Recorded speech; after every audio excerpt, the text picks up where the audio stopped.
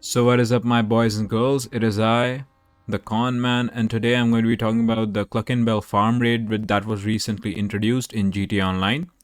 So I played the raid solo because my friend is unavailable because he's in an off-station safe house of ours, and I will only be able to play with him. He's the only friend I have whom I play GTA Online with, and I'll only be able to do this heist with him once he comes back.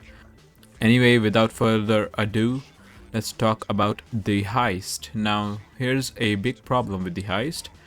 I found it to be really boring.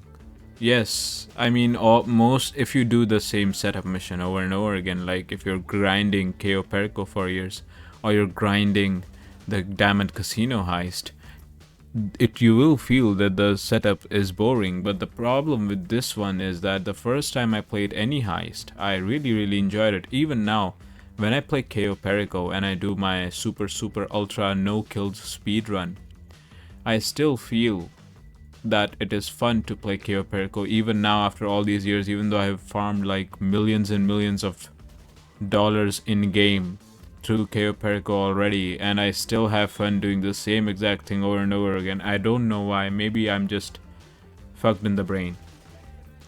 Anyway, leaving all of that aside. So the main issue I have with this heist, first I'm going to give you a spoiler-free guide.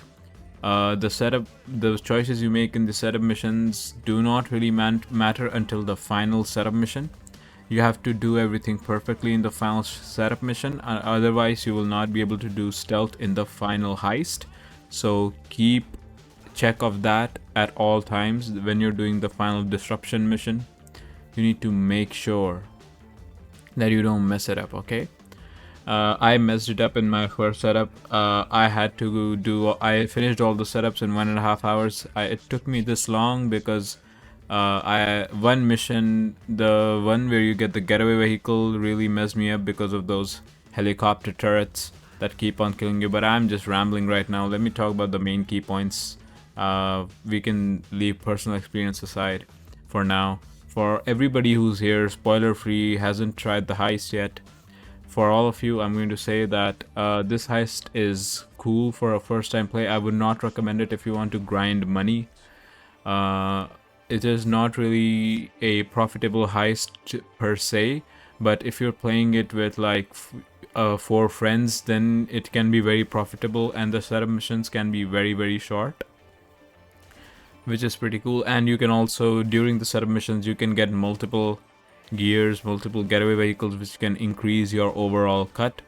And in this heist, there are no cuts needed for everyone, and you don't even need a setup cost per se. So that is great. So for new players, this heist is really good to grind money. Okay, for new players, it is great. I'm a veteran. I have been playing this GTA Online for years, and for me, I have much better ways to grind money in this game instead of this heist. That is why I find this to be bad. For new players, this heist is absolutely amazing. I don't really know what the triggers are for Vincent to call you. I don't know if you have to do the Diamond Casino heist at least once, or those Agatha Baker missions for Vincent to call you for this heist. But all of that aside, you do not need any setup costs whatsoever. You don't need to buy a very extravagant, overpriced building, nothing like that. So for that, this heist is great, and I'm sure everybody will like it. My issue with this heist begins from here. So, first things first, the first starting cutscene was good. It was nice to see Vincent after so long. My issue is that the cartel is like this no-face cartel, nothing, no personality, generic military guys, you're just shooting and shooting. And of course I went through the aggressive approach, so they kept on spawning, which was annoying. But the main heist was fun. I did have fun just going all out. Super commando mode, zero lives of course. And to me it felt like this heist was way too simple. And I mean, it was like a much simpler and smaller job compared to the other crazy heists we have done in Grand Theft Auto Online. But still, outside of the cutscenes, Vincent talks throughout all these setups, and he just talks like a complete robot. which just kind of pissed me off. It kind of pissed me off because I just wanted to just stop all of his dialogue so that I could focus on finishing the mission quicker because of how annoying it was, because he was just talking about the most blatantly obvious shit we have heard other people like Pavel and Lester talk about for years, and he just says the same shit in the most robotic voice ever, which I really did not like, because I think they could have done a lot more with Vincent's character, but they didn't, probably because lazy writing. And when have you ever seen them actually put in effort to make the player experience in GTA Online better? I mean, come on. Let's be honest here, guys. Anyway, leaving that aside. So let me explain the setup missions for everybody who wants to know. First setup mission, you go into a washing machine place and you just get money out of the literal laundry baskets. Not really the laundry baskets, the washing machines have money inside them. So you get that, and that is your setup cost for every single thing, and Vincent manages all of it, and you go to Vincent's lockup with all the heist prep stuff, and then that's where you start the heist. Yeah, so first things first. When you go after, the next mission is about hacking a terabyte and hacking a laptop. I mean, stealing a laptop actually. So that is also there. Pretty basic mission. If you have two people, you can get done in like really quickly. This heist, I personally believe this heist is made to be done with multiple people, because it's really convenient to finish the prep quickly with multiple people in your organization or motorcycle club.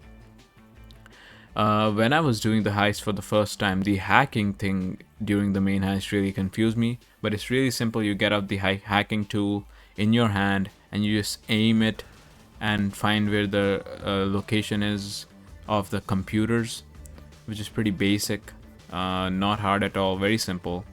I just didn't know how it worked because that's the first time I was seeing a hacking tool you point towards things, which is pretty unique. And the setup missions have two main things that you need to get, which is weapons and getaway cars. There's also a way to get suppressors, which I don't really remember how to get it. I mean, I didn't really get suppressors because I already knew I was going to do the aggressive approach. So you can figure out how to get suppressors yourself. I'm sure it's not that hard. And other than that, I would say the issue with the setup missions for the getaway vehicles is that once you go to a specific, like, okay, so the so the issue with the setup missions is there are three gangs A, B, C. One is a military gang, the other is a ship gang, the third is a what do you call it? A gang, C. So I went after B both times for the weapons and for the getaway vehicle, because I tried to get the C getaway vehicle, but those helicopters kept on one-shotting me through armor, and that really made me mad, because you can't really do anything about it, because they don't really allow me to get my best vehicles in the instance-based missions. So yeah, that was annoying, but that's just personal experience. Personally, what I disliked the most is that teaser that they showed, Michael's son is there and he's selling dope, and it has nothing to do with the story. It's just a one shot, one scene move, and it really made me mad how they just completely blue-balled us and did not let us have any good story whatsoever. No involvement with the main characters whatsoever. Man, I miss when you ever used to do stuff with Lester and Trevor and Franklin. Even though the story of the contract was absolutely bogus, at least you had fun, man. At least it was nice to see just Dr. Dre there. And Franklin and Lamar. I just think this is a really low effort heist. Like, an incredibly low effort heist in my opinion. It's good for new players, but for older players who don't really care about new heists because they have just so much money and want that story experience, this is like awful. Anyway, that's all I have to say for this heist. I'm sure most people will enjoy it. I personally don't.